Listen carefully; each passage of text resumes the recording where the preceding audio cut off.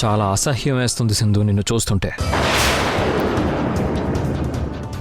మన అగ్రిమెంట్ ప్రకారం గడువు తీరిన తర్వాతే, నువ్వు విడాకులిచ్చిన తర్వాతే మా అమ్మ చెప్పినట్టు చేస్తాను. నువ్వు మాత్రం ఇక నుంచి మా ఇంటి విషయాల్లో జోక్యం చేసుకోకు. శశిని తీసుకొని బయటికి పో.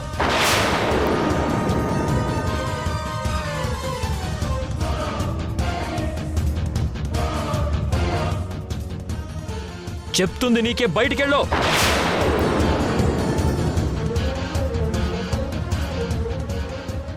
ఏయ్, గొంతు చించుకొని అరుస్తుంటే వినపట్టం లేదా? ఏయ్, పోవే. ఎక్కడుంది న్యాయం? ఎవ్వరమ్మ సాయం? నేను నడిపిన ప్రణయరథం నేను విడిచెను ఈ నిమిషం. ఎడారిలో నీ ప్రేమే నేరమా, మరుభూమే తీరమా?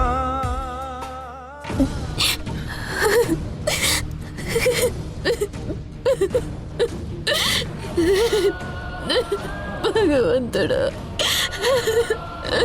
మధు,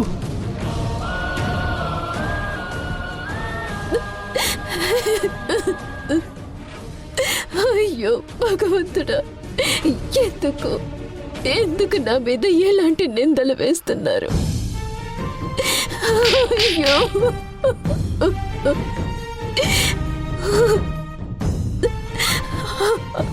అనాథగా పుట్టడమే నేను చేసిన పాపమా చెప్పు? లేకపోతే తనకి పెళ్ళైందని, తనకు కూతురుందన్న విషయం కూడా దాచిపెట్టి నన్ను పెళ్లి చేసుకున్న తేజని ప్రేమించి ఆయనే నా భర్త అని నమ్మి నేను ఇలా అత్తగారింటికి రావటమే నేను చేసిన తప్ప?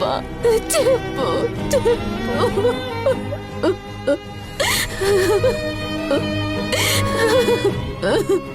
అమ్మా, అమ్మా మధు, బాధపడకమ్మా. దాని మాటలేం పట్టించుకోక మధు. జరిగిందంతా ఒక పేడకలనుకో. అవునమ్మా మధు, ఎక్కువ బాధపడకమ్మా. జరిగిందంతా పీడకలని మర్చిపో. ఎలా మర్చిపోమంటారు అత్తయ్య? ఎంత పెద్ద నింద పడ్డాక ఏ ఆడది మాత్రం తట్టుకోగలదు? ఎందుకత్తయ్యా, ఎందుకత్తయ్యా? నాకే పూలొద్దు, ఈ బుట్టొద్దు, ఏమొద్దు, వద్దు, నాకేమొద్దు, నాకేమొద్దు. నేను మీరందరూ బాగుండాలని కోరుకున్నాను. నా వల్ల మీ అందరి పరువు కూడా పోతుంది. అసలు నేను ఇక్కడ ఉండడమే కరెక్ట్ కాదు.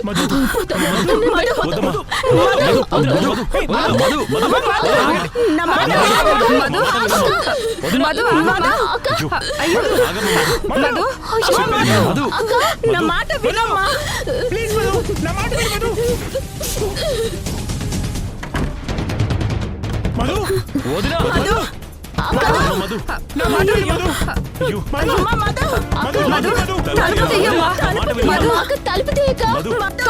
ఎలాంటి అగైత్యం చేసుకోవద్దు మధు.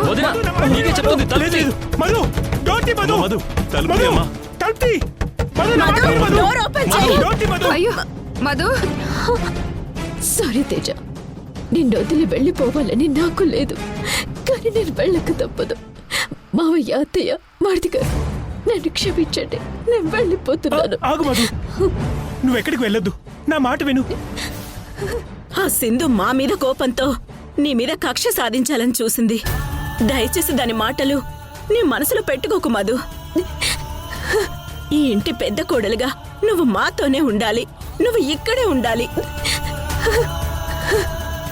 అవునక్క, వెళ్ళొద్దక్క. లేదు, నేను వెళ్ళిపోవాలి.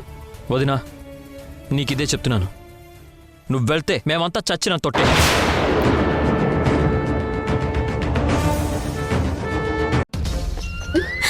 అయ్యో మరిది గారు, ఎంత మాట అన్నారండి.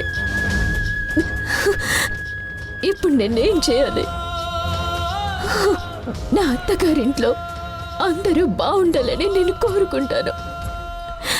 మీరు ఇంత మాట అన్న తర్వాత నేను ఎలా వెళ్ళగలను? ఇక్కడే ఉంటాను.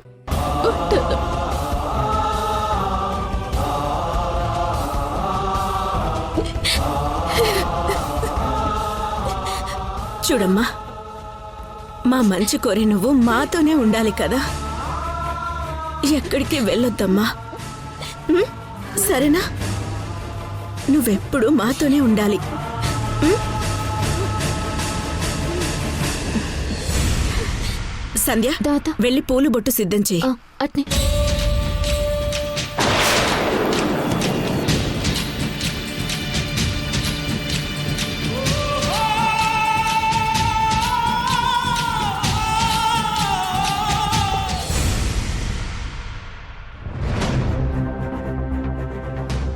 బాధపడకమ్మా,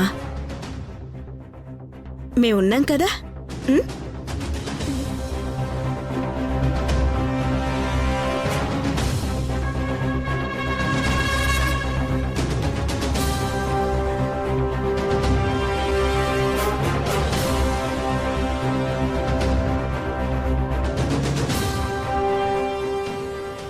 మధు మెడలో నల్ల పూసలు వేయి తేజ.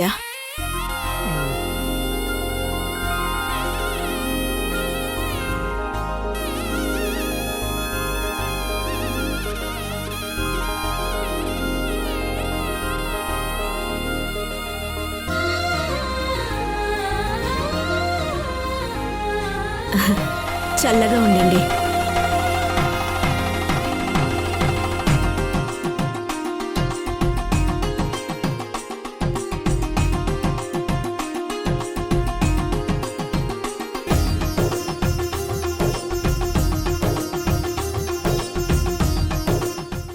సారీ మధు,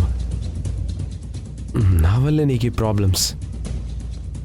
ఆ రోజు నేను ఆఫీస్కి వచ్చి అక్కడ నేను చూసి నీకు ఎదురు పడలేక వెళ్ళిపోతుంటే సింధు కలిసి నీ గురించి అడిగింది.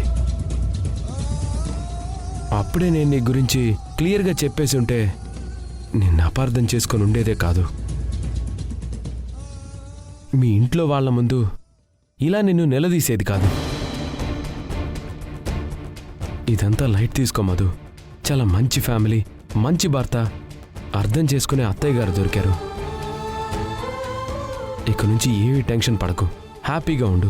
థ్యాంక్స్ అన్నయ్య. నువ్వు వచ్చి నిజం చెప్పకపోయింటే నా మీద సింధు వేసిన నిందే నిజమై ఉండేది.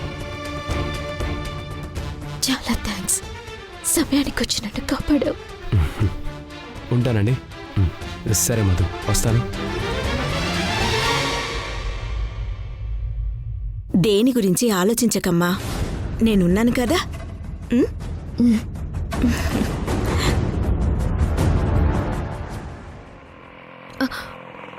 ఆటో ఆపు. శశి రా.